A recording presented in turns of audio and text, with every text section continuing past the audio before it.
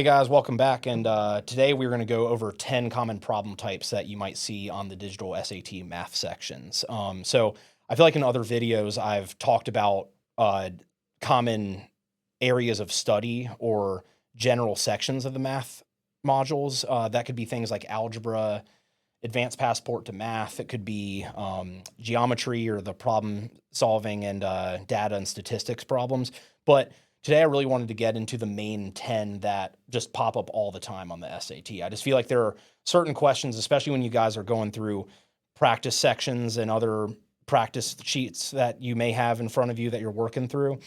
You're going to notice certain types of questions repeating over and over and over again. And again, the numbers and letters may be different every time, but typically you're going to notice a pattern with these 10 here. So one of them, the first one, is questions that involve the y-intercept of functions. And don't let yourself think that this is just about linear functions, right? So yes, this does involve linear functions, but it's also going to involve things potentially like quadratic or exponential functions. Because really, at the end of the day, the three most common function types, and this is almost kind of a separate issue here, the three most common function types are linear, quadratic, and exponential. Really, those are kind of the main things that they focus on in the SAT.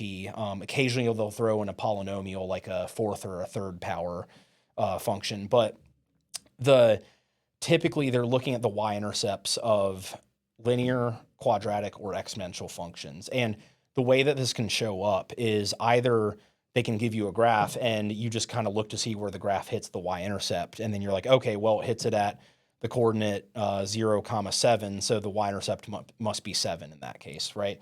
And so you notice I just said 0, 7 too. You have to remember that anytime a y-intercept is used or is asked about, they're referring to the y value that happens when x is equal to 0, right? So, for example, speaking of that, because I know the SAT likes to kind of change up the format of how they ask questions, sometimes these y-intercept questions are heavily disguised, right? So sometimes they'll ask things like, oh, what's the value of f of 0 or something, or the function of the x value of 0. F of 0 or g of 0 or h of 0 or something like that, that implies for you to find the y-intercept, right? So that's another case where you may see the y-intercept.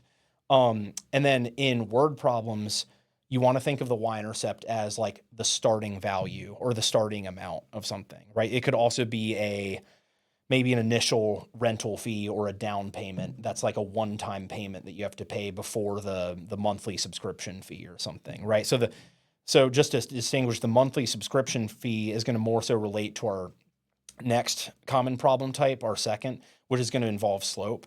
But just think of, y-intercepts are, in terms of word problems, they are the initial or starting amount or starting value. Okay, so keep that in mind. So again, it's, where the y-intercept is where you hit the y-axis, or when you have something like f of 0, and also when you have a starting amount on a word problem. Okay, so the second, another common problem type here, the second type here is going to be problems that involve linear slopes. So obviously this just involves linear equations because, again, any type of function can have a y-intercept, but with slopes, you're really, unless you're in the calculus realm, which is not going to be on the SAT, you're really just looking at linear functions with slopes here. So think of the slope as the classic rise over run formula. So one formula for the slope, and one way to solve for it, is you do m equals x2 minus x1 on the bottom of a fraction, and then on the top of a fraction is going to be y2 minus y1. So in short, it's m equals y2 minus y1 divided by x2 minus x1. And these x1, y1, x2, y2s, those coordinate labels can be found from two different coordinate points that they give you. And so when you're using that slope formula, you're usually going to be given two types of coordinate points to plug into that formula so that you can solve for the slope. And graphically, if you just look at the graph, if you want to find the slope between, of a certain line that's on the graph, you can really just find two easy points for yourself where maybe the line very clearly intersects the points 4, 1 and 5, 2, right? And so all you have to do is you could plug those points into your slope formula, or you could also just start at your lower point, right? And then you could see, okay, how far up do we rise or how far down do we fall, right? That would be your rise value, okay? And then you could see how far to the right you have to go over to that next point once you've done the rise or the fall. That would be your run value. And we have to remember that slope is equal to rise over run. So that's another way that you could find slope on the on a test as well. So just kind of like going from, okay, here's this starting point on the graph, here's this finish point on the graph. I'm going to see how far up or down I have to go. That's my rise. And then how far over to the right that I go. That's my run.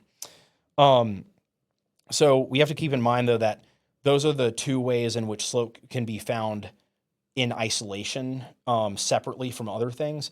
You can also find slope if it's the missing value in an equation. So what if you have the y equals mx plus b slope intercept form, right? And you know y, you know x, and you know b, which is the y-intercept, but you don't know m.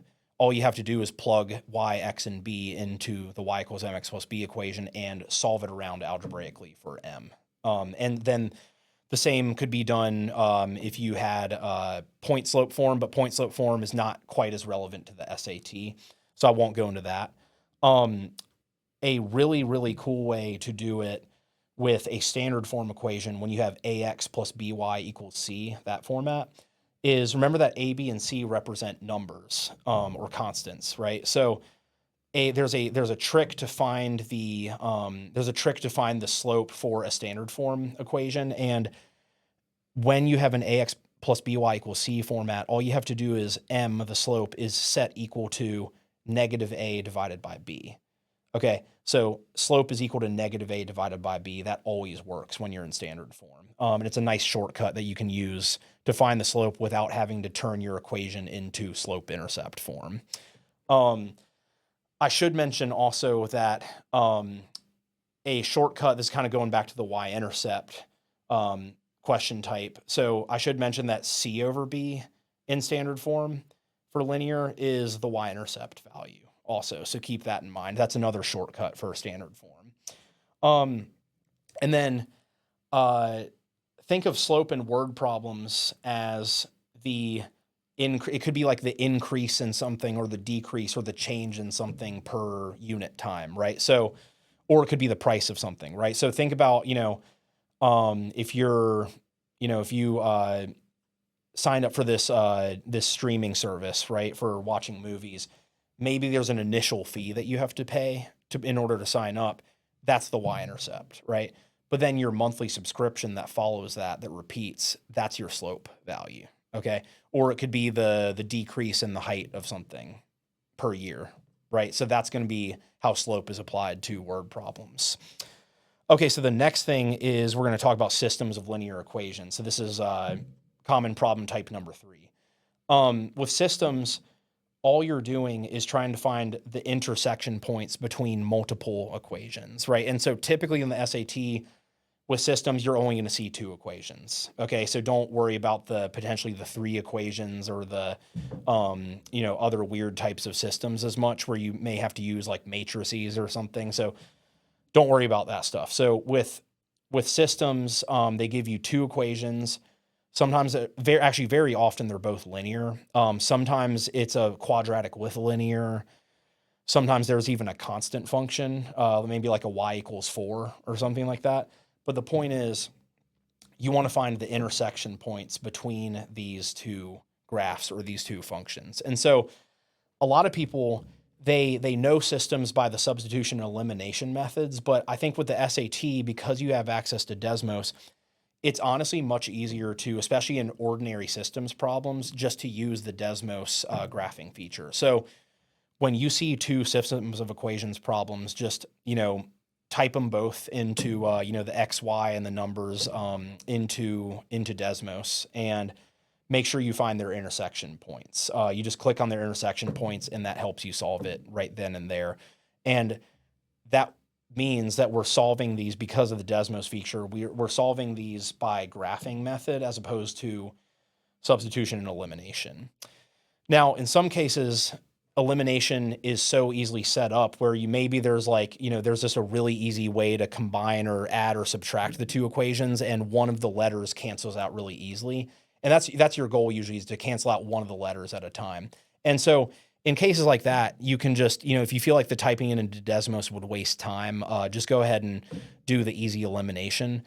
But if it takes it to the point where you're having to scale up both equations by something, by like different numbers, and then having to try to figure out, oh, do I add or subtract these? Just don't worry about that, because Desmos will, the one nice thing about it is that it'll confirm the correct answers for you, if you're not as worried about a time crunch in that situation. Also with substitution, if you have an equation that's like y equals 2x, or, y equals 4, or, x equals 2y, or something really simple like that, it might just be worth using substitution. So like maybe let's just say one of yours is x equals 2y. Well, now we know that x and 2y represent one another. And so you can plug in a 2y into the equation above it that has, x in it, right? So you can sub in 2y for x in that case. That's just a really easy substitution there. So time-wise, in terms of a time crunch, those are just little cases where elimination or substitution could be quicker. But I just feel like, again, Desmos is quick enough. All you do is type it in, and it's super reliable. You find the intersection, and therefore you find the answer. So I would just keep that in mind.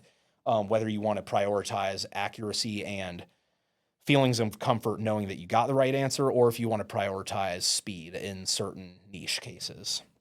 Okay, so the fourth common problem type is going to involve exponential growth and decay, and really just exponential functions in general. And so, and don't worry, we'll get to the quadratic soon too, because we've already talked a lot about linear.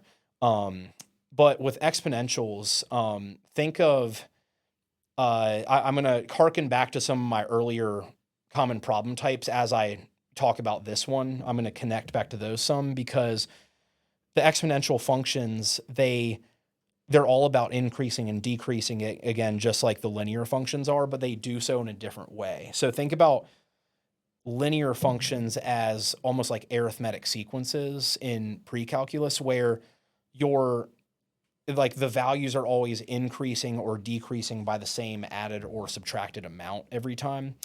But with exponential problems, with growth and decay, you're either multiplying or dividing by the same number every time, right? So, for example, a linear function could, it could go like this. It could be, 1 to 3 to 5 to 7 to 9. And what you notice there is, your starting value was 1. That's like your y-intercept. But then every time we set a new number, we increased by 2, right? Because 1 to 3 to 5 to 7. So that means your slope is 2, right? So that's a linear setup. But with exponentials, it's going to look like this. You may have something that's like, maybe your starting number is 1 again, right? If you have 1, 2, 4, 8, 16, 32, what am I doing? In that case, every time I'm doubling the amount every time. That's what exponential functions are doing. That example in particular is exponential growth. But what if I did the opposite way? What if I started at 32 and went 32, 16, 8, 4, 2, 1? I'm dividing by 2 every time. That is exponential decay, because it's going down. It's decreasing in value. So those are just things to keep in mind. The reason I'm relating to linear a lot is because there are quite literally so many SAT problems and examples where they have 2 answers that are relating to a linear setup, and then 2 answers relating to a exponential setup within the same question. In other words, they like to compare the 2 topics a lot. They like to test your understanding of the differences between the 2 topics, right? So think about with linear, remember, linear is the constant increase or the constant decrease, whereas exponential is you're either doubling every time or cutting in half every time, or maybe you're tripling every time, cutting by a third every time. So it's a multiplicative difference, right? Where you scale up or scale down. So those 2 problem types are compared a lot. And speaking of features of the exponential function as they relate to the linear function, so we remember that the linear function had its slope is m, right? That's going to stay the same the whole time. And the y-intercept was plus b, right, in the slope-intercept form. So think about this, though. In exponential format, you have a format that's more like this. It's y equals a times b to the power of x. Okay, so think about that's that front thing that's multiplied out front. That is your starting value typically, especially if you don't have like a plus or a minus another term off to the side. Your a is very typically on the SAT going to be the a times b to the x power. The a part is going to be your y-intercept most often. Okay, so and again, if you're unsure, you could always plug, in the a times b to the x format, you could plug 0 into x and, calculate the numbers, and that would give you your y-intercept if you're really concerned about it and want to check it. But a is typically your starting or initial value, like in word problems. It's your y-intercept on graphs for exponential problems, so keep that in mind. The b part of it is the thing that you're multiplying or dividing by every time. So that could be, if you're multiplying by 2 every time, that could be, times 2. So b would equal 2, right? Or if you're cutting by, 1/4 every time, b is equal to 1/4, right? So pretty straightforward there. And then x is usually, it's your input value, because remember, y we always call our output value, or y is kind of like f of x. So f of x could also be called our output value. But then x is our input value, the thing we usually plug stuff into. Okay, so in the context of word problems, let's pose this scenario, right? So let's just say we had a bank account that started out at $5,000, right? And we double the money every month, right? And then let's just say 11 months have gone by. Okay, so how do we find the total amount of money now in the bank account after 11 months have passed? You would say, okay, well, y equals a times b to the x, right? So a in this case would be starting amount, which is 5,000. B would be, okay, we're doubling every time, so that's 2. And then x is, okay, well, 11 months have gone by, so we plug 11 into x there. So what you see from that example is that you now have this illustration of the fact that usually x is something like time, right? So it could be years or months or days, whatever unit you're measuring in here. And to go kind of further into the letter B, this is where we start seeing percentage growth or percentage decay, right? And so this could get into like, more sophisticated, money problems where money goes up or money goes down, or it could be population of something, goes up exponentially or goes down exponentially. The reason I'm going to call this particular version of it more sophisticated is because it involves percentages. And so specifically, it's percentage increases and percentage decreases. Okay, so what if, for example, we, instead of doubling something, what if we increased every month, we increased the value of that $5,000 by 25%? Okay, we never said double it, we said increase by 25%. So think about, if you're currently at the $5,000 that you're starting at, you are technically 100% of what you are right now, right? So the 5,000 does not represent 0%, right? The 5,000 is the starting point, and the starting point is always considered to be 100% of what it is right now. Okay, so think about the fact that in decimal form, a percentage, you just divide the percent by 100 to get its decimal form. So think about the fact that 100% divided by 100 is 1, right? Okay, but if you have on top of that, if you have a percent increase over that 100%, you're starting at the 100% and you have a 25% increase, right? So isn't that 100 plus 25? That's 125%.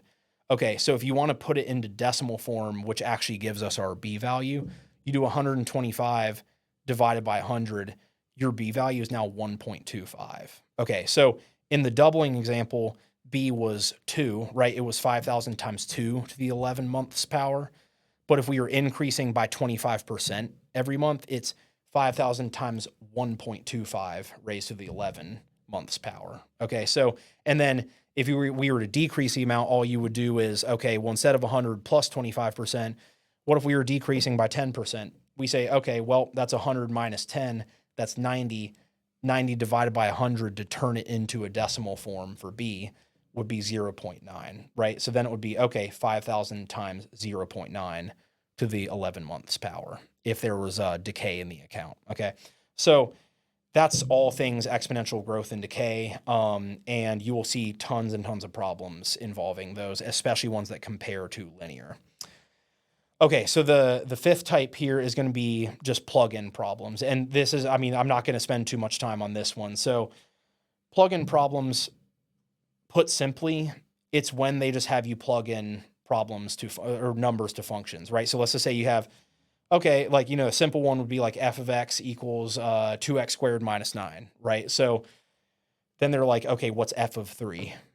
Okay, well, we know f of x, now it's f of 3, right? 3 is replacing x, so that's when you just plug in 3 to x in your function.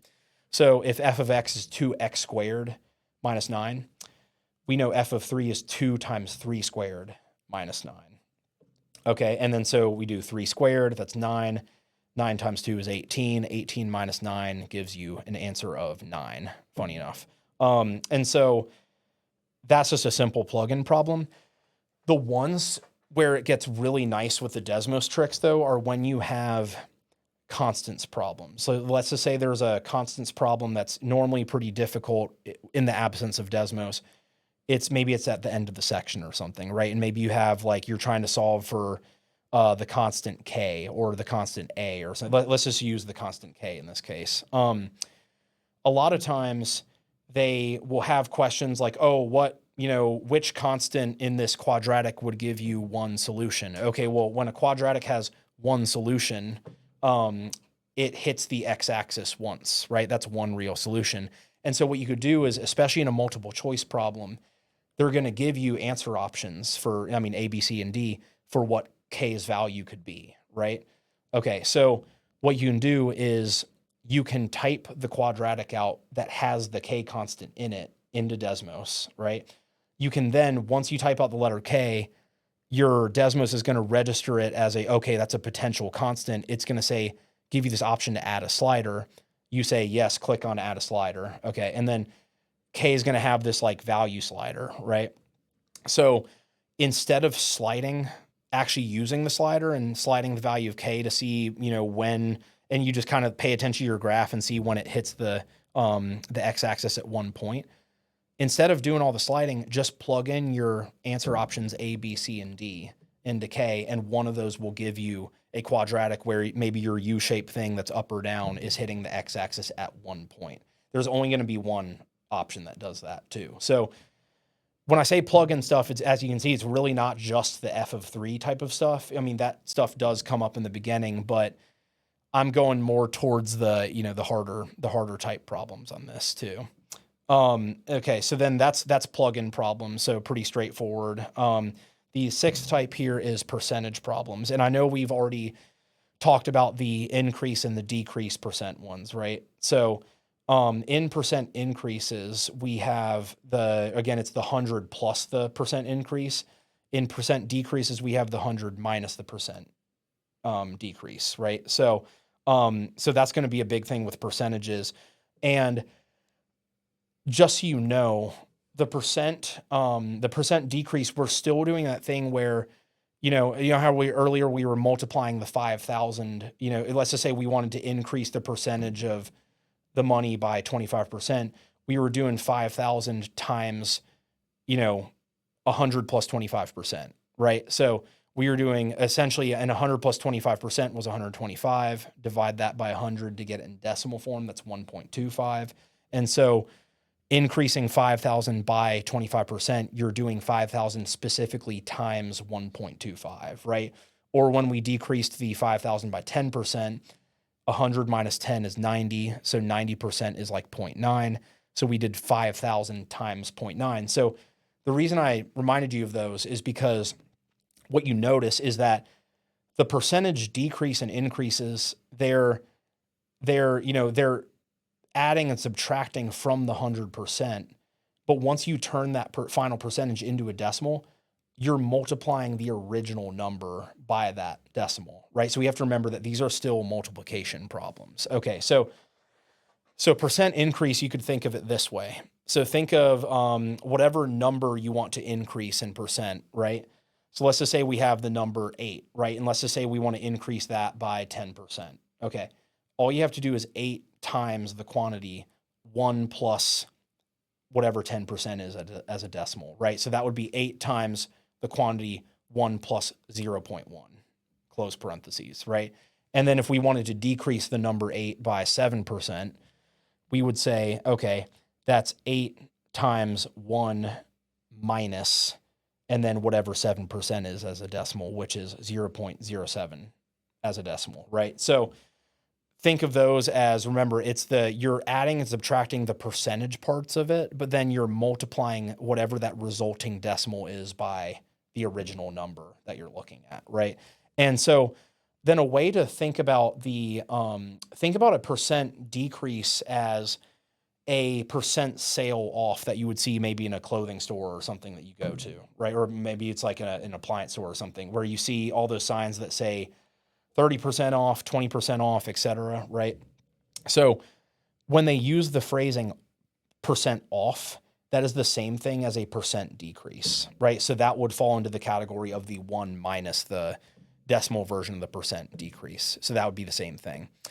But if they say percent of, right? So if they said, okay, what is, 23% of the number 8, right?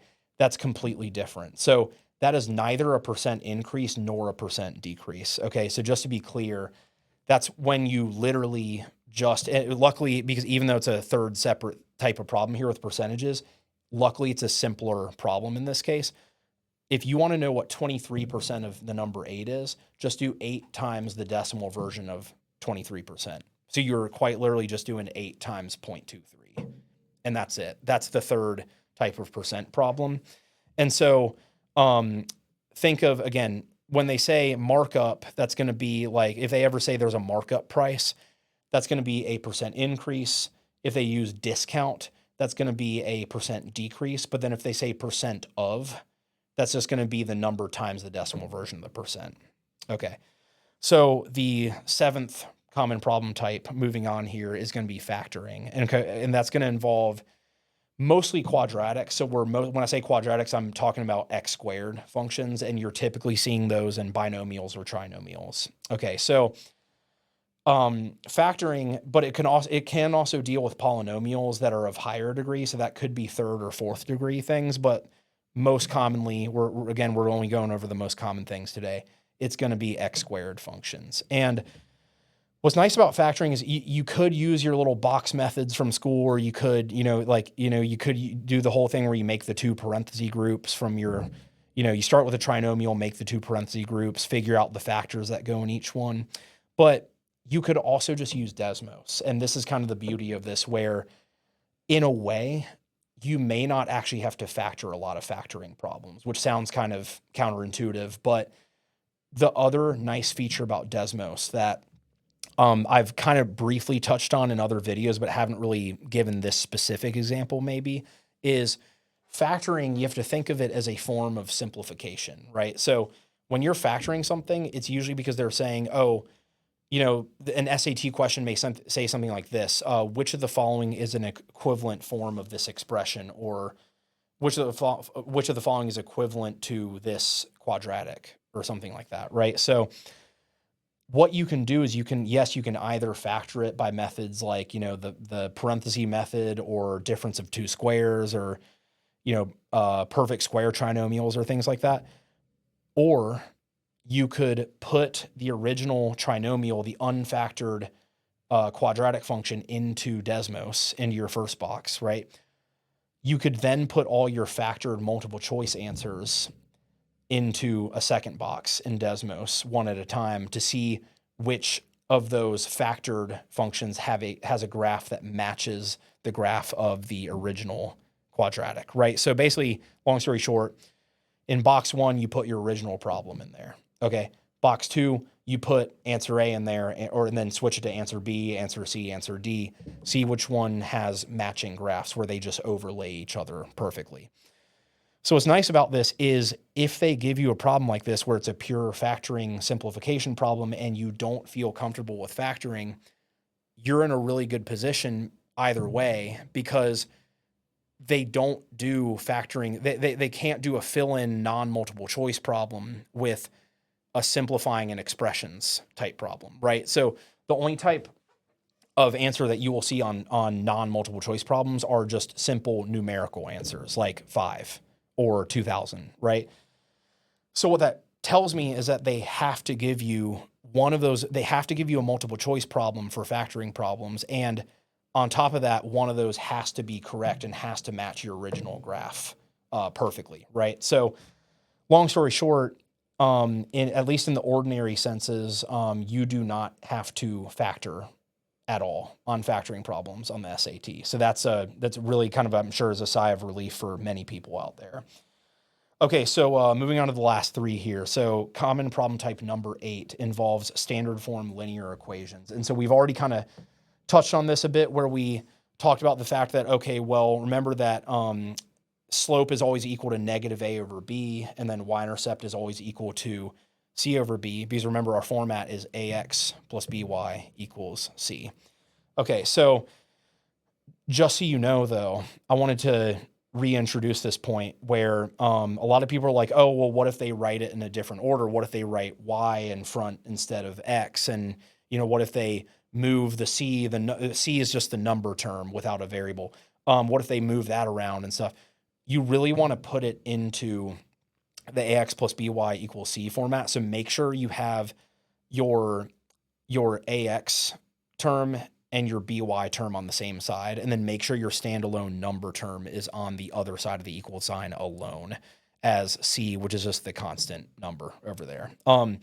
Also, if they put y before x, that doesn't make y's coefficient a, right? So you have to think about the fact that the way these slope and y-intercept formulas work out depends on the fact that a was the coefficient for x specifically, and that b was the coefficient for y specifically. Okay, so, and it has to, again, be a and x over here, or sorry, a and x and b and y over here, and then c over on this side.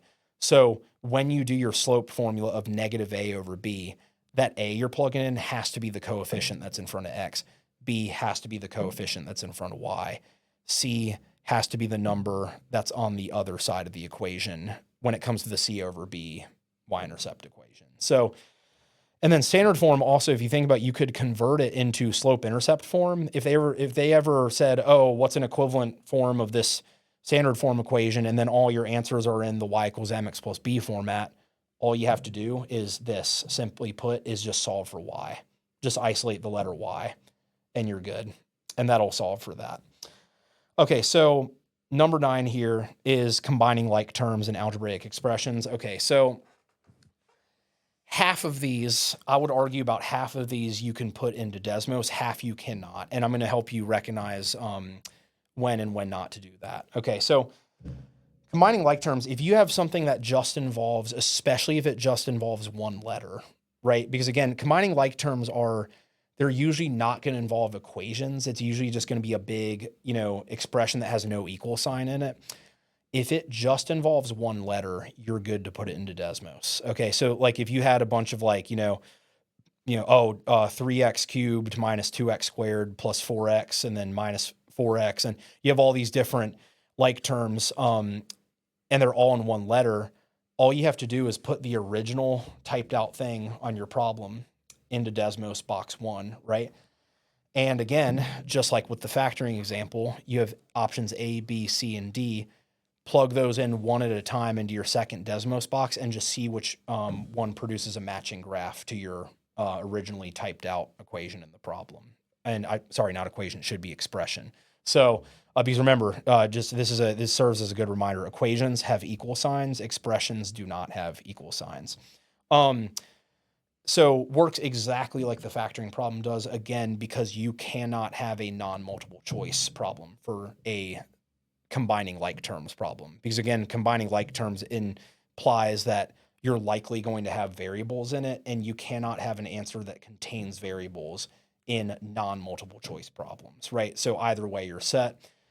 If it has multiple letters in it, that's when you want to rely on your greatest common factor, factoring methods like greatest common factor, remembering that when you're when you add or subtract like terms, these terms, it doesn't matter what their coefficient numbers are, they could have any coefficient number, right? So they could have 7 in front, they could have negative 11 in front, doesn't really matter. What does matter is the exact configuration of letters and exponents in that term. So, for example, if you had 5x squared y plus 3x squared y, you could add those up, right? Because they are both types of x squared y, implying that they are like terms. And so you could say, okay, well, we got 5 of those and then 3 of the same thing. When we add those up, we now have 8 of those, right? So that's 8x squared y. But what if we say 5x squared y plus 3xy squared? Okay, so we have the same exact letters in there, x and y, right? We still have the 5 and the 3 from the last example. The problem is that the exponents kind of switched roles, right? So now we used to have an x squared y to the first in the first term, right? And then now in our new second term, we have an x to the first, y to the second. Those are not like terms and they cannot be added. And so if they were to ask, oh, what's the final answer of that? You just keep it separate. You would just say the final answer is equal to the thing that, we were given. So we can't really change the form of it.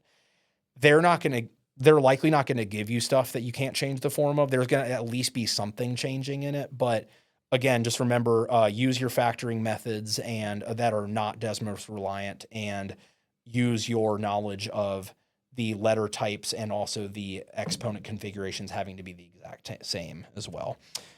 And the last one here. So I like to call this one algebraic translation. And these are ones where you're given a word problem, either a long one or a short one, and you're asked basically to, in some cases, you're explicitly asked to find an equation that represents it, right? So especially in the shorter ones where maybe they'll say something like, oh, like 12 less than a number is equal to 3 times another number, right? And so in that case, if you're like, okay, well, 12 less than a mystery number, we always seem to use the mystery number as x, right? So we would say, okay, well, 12 less than x is kind of like saying whatever x is minus 12, right? And then if they say, okay, 12 less than that x number is 3 times another number, is means equals, right? And so then you have like equals 3 times another number, so 3 times a different letter like y, right? So your final equation would look like x minus 12 equals 3 times y. That is an example of that. That's one of those kind of shorter, not really it's a word problem, but not really a typical scenario word problem that are, those are usually kind of longer and have multiple things going on. This is more a direct algebraic translation of words to letters and numbers, right? So, and then the other type, of course, is when you say, get a problem like, involving a linear slope intercept equation or a system of equations. Here are the ones to look out for. So in and there's obviously, we've kind of already gone over the exponential examples of this in a way with the $5,000 in a bank account. With the linear problems, it could be something like this, where you say, okay, well, the total amount that someone has to pay is equal to the monthly subscription times however many months go by plus the initial sign-up fee, right? And so when they start mentioning things like that, okay, well, Y is the total amount you pay, M is the monthly subscription fee, X is the number of months that go by, and then B is going to be the starting sort of down payment fee that you have to pay to sign up, right? So think about that. And then the very last thing here is just how you may see a system of equations word problem in context. And so that would involve, for example, if you have 2 different things that a vendor is selling. That's a really common one. So it could be that the vendor you always see examples of them selling maybe burgers and hot dogs, or maybe they're selling drinks and salads, or, something like that, right? But I'm gonna run with the burger and hot dog example. So think of, typically in this case, there's a lot of times where the burger is like X, right? And maybe the hot dog is equal to Y. And specifically what I mean is a lot of times X is equal to maybe like the number of burgers that are sold. And then maybe Y is equal to the number of hot dogs that are sold, right? Because so when they mention 2 things, you're going to have to use 2 different letters, right? And Another thing you have to keep in mind is especially in a system, you're using the AX plus BY equals C format a lot. Think of it this way. This is a very common thing that shows up where A is the price of each burger, right? Whereas X is the number of burgers sold. And then B is the price of each hot dog, where Y is the number of hot dogs sold. And then the equals C part, the C is the total amount of money made from selling those burgers and hot dogs. And then maybe in a second equation, because again, systems usually have two or more equations. In a second equation, sometimes they'll give you, oh, we sold a grand total of 300, items amongst the burgers and hot dogs. And so that would be, okay, well, that just means X plus Y, number of burgers plus number of hot dogs equals C, which is like 300 in that case. So look out for those ones that mention two different items being sold. Those are basically guaranteed to be systems of equations problems. Okay, well, that wraps up the 10 most common problem types. Just feel free to like and comment and subscribe if you'd like for, just to see more SAT related content. And I will see you in the next one. Thanks for tuning in.